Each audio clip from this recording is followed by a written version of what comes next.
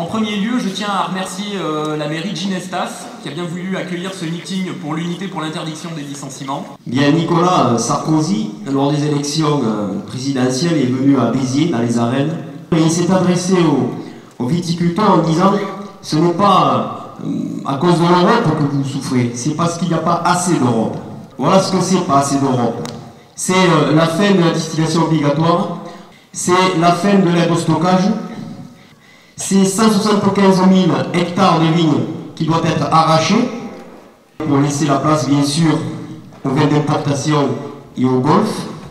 Pas assez d'Europe, c'est la suppression des certificats d'importation pour les viticulteurs, c'est des contrôles techniques sur les appareils à sulfater qu'il va falloir payer. Ce qu'il faut comprendre, c'est que nous avons, nous, choisi ce métier parce que nous l'aimons, certes, mais aussi parce que nous étions des vignerons libres, comme nos aînés. Et aujourd'hui, la liberté, on l'a plus. On le voit de plus en plus, c'est la fermeture de bureaux de plein exercice et leur remplacement par des agences postales, toujours au nom de la rentabilité et de la productivité.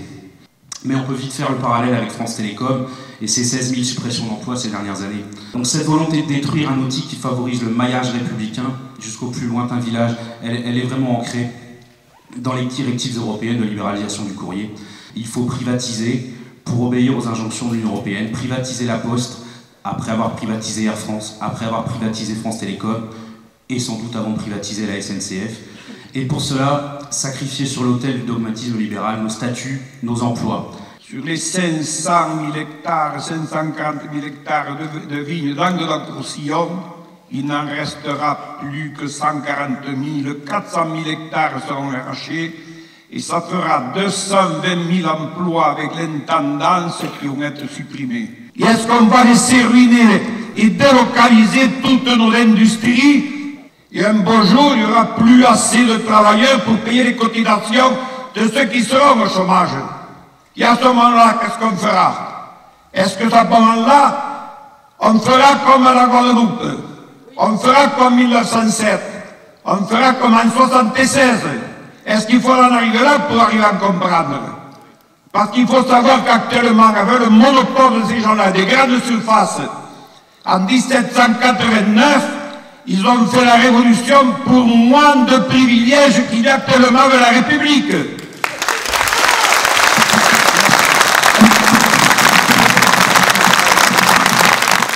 La cellule de Saint-Pons est une composante de la section historique du Parti communiste de Béziers. Au vu du passé et de l'historique de chacun des camarades de Saint-Pons, nous sommes avant tout intercommunistes. Nous prônons que tous les partis anticapitalistes s'allient vraiment, sans raviver les éternelles divisions qui ont cours au sein de la gauche radicale depuis 70 ans. L'unité et le sens de notre présence à ce meeting et la justification de notre solidarité à l'appel d'une marche sur Paris pour interdire les licenciements. Merci à tous.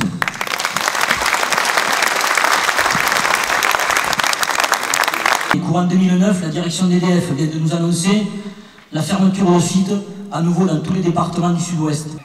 Mais ce n'est pas encore fini. Ils nous annoncent déjà une troisième vague, puisqu'en 2010, ils prévoient la fermeture de tous les sites où le nombre de personnel sera inférieur à 10. C'est un désengagement complet du service public dans les départements, et ce, notamment en dominante rurale. Il faut la renationalisation d'EDF et de GDF et de tous les moyens de production, de distribution et du transport, aujourd'hui privatisés ou filialisés. Les actionnaires doivent rendre l'argent aux usagers, l'Europe doit rendre ses entreprises à la nation. Alors comment s'est passée concrètement cette rentrée 2008 avec ces fameux décrets d'Arcos? Concrètement, d'abord, c'est 2 heures d'enseignement en moins chaque semaine pour tous les élèves de ce pays. Et la mise en place d'un dispositif qu'ils appellent aide personnalisée pour certains élèves et qui sert surtout d'alibi à notre ministre pour liquider l'enseignement spécialisé, en commençant par la suppression de 3000 postes de RASED au niveau national dès cette année. Il est évident que toutes ces mesures s'inscrivent dans la logique de la RGPP qui touche toute la fonction publique et se traduit dans le premier degré, enseignement du premier degré, par 5500 suppressions de postes à la rentrée 2009, 115 sur notre académie. C'est pourquoi, en tant que directeur d'école, mais aussi en tant que militant syndicaliste, je suis d'accord. Il faut interdire les licenciements, interdire toutes les suppressions de postes. Pour commencer, je vais vous lire ce qu'ont rédigé ensemble 3 lycéens. Nous sommes lycéens et nous nous sommes battus contre la casse du bac national. Notre diplôme, nous y tenons, car il permet l'égalité sur tout le territoire. C'est lui qui nous permet d'aller à l'université. Nous ne voulons pas d'un bac par lycée, premier pas vers l'individualisation de nos droits. Nous ne voulons pas moins d'écoles, moins de postes de profs, moins de diplômes et moins de droits, mais au contraire plus d'écoles, la restitution des 11 500 postes supprimés à la rentrée 2009, la garantie d'avoir un vrai diplôme. Voilà pourquoi nous nous sommes battus contre la réforme du lycée que Darcos a dû ajourner devant notre mobilisation. Le gouvernement n'a pourtant pas abandonné. Il veut associer les lycéens à la destruction du bac. C'est le même gouvernement qui permet les licenciements, privant la jeunesse de la possibilité d'avoir un avenir. Nous disons, avec les milliers de travailleurs partout en France, non au licenciement, non à la destruction des emplois, à l'école comme dans les entreprises privées. Pour l'ouvrier de l'usine Continentale de l'Oise qui vient d'apprendre que l'usine va fermer, pour le travailleur du site Total au Havre, pour l'ouvrier de PSA Citroën Rennes, où il y a des milliers de suppressions d'emplois, pour les jeunes qui vont les frapper à la porte des usines d'automobile, de Total, de Continental, à qui on dira il n'y a pas de travail, pour tous les jeunes qui vont chercher à embaucher dans les hôpitaux, à la poste, dans l'éducation nationale, pour les dizaines de milliers de travailleurs en intérim qui ont d'ores et déjà été remerciés, pour tout cela, la crise a du bon. Je lis un article d'un monsieur que je ne connais pas, mais dont le métier est consultant financier et directeur de la Gazette des Changes, ce qui, vous me l'accorderez, n'en fait pas a priori quelqu'un de proche de la classe ouvrière. Et ce monsieur est interrogé, on lui dit, voilà, qu'est-ce que vous pensez du fait que la Banque Centrale Européenne a baissé les taux? Est-ce que ça va aider les entreprises? Il dit, non, tout ça, ça sert à rien. Et je cite, aujourd'hui, ce qu'il faut, c'est la réquisition par les États du secteur banque-assurance. Et il précise, pour 1 euro symbolique et sans injection supplémentaire de capitaux publics. Si les capitalistes réfléchissent pour leurs propres intérêts au fait qu'il faudrait réquisitionner les banques, eh bien réquisitionnons les banques, mais pas temporairement. Confisquons les avoirs des banques, mettons-les au service d'un plan pour développer l'emploi, d'un plan de construction, d'un plan de grands travaux, d'un plan de création de postes dans les hôpitaux et dans les écoles. La loi Bachelot, c'est tout simplement la fermeture d'hôpitaux, de lits, de maternités, des milliers d'emplois supprimés.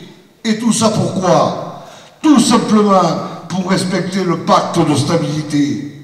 Les conséquences des licenciements sont les mêmes pour les familles que les conséquences de la crise viticole. Des dettes qu'on ne peut plus rembourser, les fins de mois où l'on tire sur le budget de la nourriture, les soins que l'on ne fait pas parce qu'on ne veut plus les payer.